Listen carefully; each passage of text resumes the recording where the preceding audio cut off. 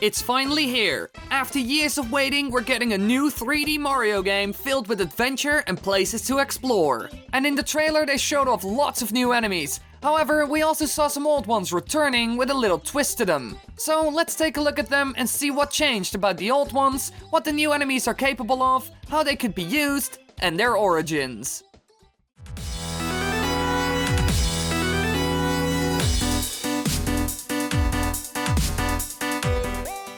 Let's dive right in, shall we? One of the first enemies that we saw in the trailer is the Spiny, which we have seen in many different Mario games over the years. Now, they don't look very different from their previous versions. Same color, spikes, and even face. But usually, you see this enemy together with the Lakitu since they spawn from the eggs they throw. So, might we see this enemy in the game as well? Who knows? It's certainly possible, and he's one of the classic Mario enemies after all. Next to this enemy, we saw another very familiar face, a Hammer Bro. But this one is a bit different from the previous versions. He wears a chef's hat and doesn't throw hammers anymore. Nowadays, he goes with the trusty old frying pan. I'll use my trusty frying pan as a drying pan. So yet again, Nintendo creates a variation and makes it fitting for the food world that we see him in. This is really smart since it saves a lot of time. It's an enemy that is already completed in terms of overall concept and design. They only have to tweak it a bit. It's familiar to people, but still something new and surprising as well, which is a great thing. In my opinion, the enemy looks great and works perfectly in this setting. Besides, it's also one of the more challenging enemies, and I like a bit of difficulty in the game. Now, there was also another enemy that made a return, the Bullet Bill, but they didn't change at all. So yes, we do see them in the game, but there isn't really anything to say about them. After this, we saw a completely new enemy that has never been seen in any of the games before. A small purple creature with star eyes. These are most likely the enemy versions of the inhabitants of the desert land that we saw in the trailer. These enemies, as well as the inhabitants of the world, are based on a celebration called Day of the Dead, also known as Dia de Muertos, which is a Mexican holiday. The multi-day holiday focuses on gatherings of family and friends to pray for and remember friends and family members who have died, and help support their spiritual journey. And the ones that you encounter popping out of the ground in the desert are likely an evil undead enemy that runs towards you.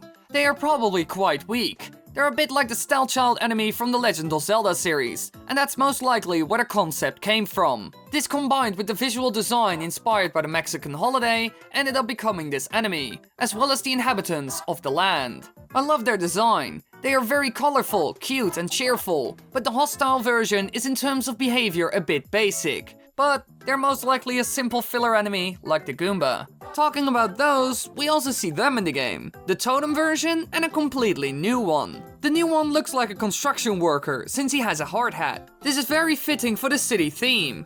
But does jumping on their head still work? Well, most likely not, so you will probably have to throw the hat. Besides this, it's similar to the old ones by the looks of it. So yet again, an easy to make variation so they can save time. But there are more enemies that returned from the older games. Some ended up a bit different and others are very similar to an old version. For example, the Ring Burner. This one is almost identical to the one from Super Mario 3D World.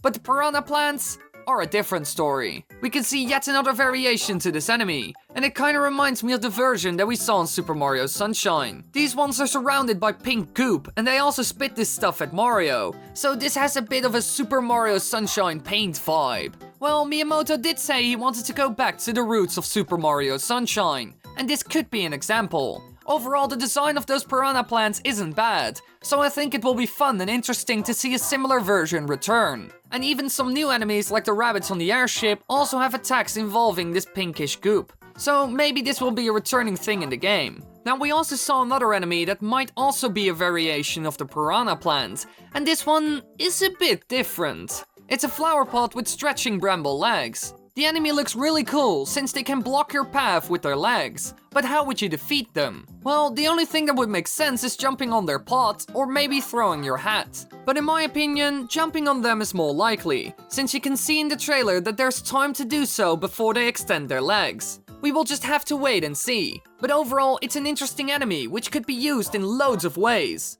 In the trailer, they also showed off an enemy that I would have never really expected to see in any Mario game. A straight up tank with a top hat that shoots regular bullets. Now don't get me wrong, I like them, they're like bullet bill cannons that follow you, but it's so not Mario to be honest. It doesn't fit with any of the old Mario enemies. This doesn't have to be a bad thing, and they could actually work very well in the game. They are a constant threat that you have to deal with. But they're very different. We have never really seen anything like it before. So I'm curious what they're going to do with this one. Now there's one left that we haven't covered yet. It's a new enemy, the robotic caterpillar.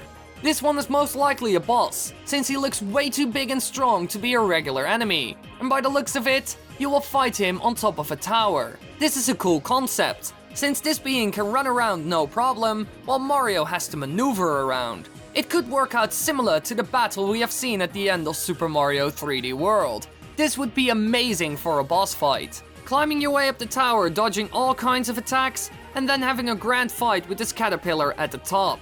So as you can see, there are a lot of interesting new as well as old enemies in Super Mario Odyssey. I'm already curious what's gonna happen next. Oh, and those rabbits? Well, I will get back to those in another video. Thanks for watching everybody, I hope you enjoyed. Be sure to leave a like on the video, I would really appreciate it. And be sure to tell me in the comments what you think about Super Mario Odyssey. I'm really curious what you guys and girls think about this new game. I'm super hyped at least.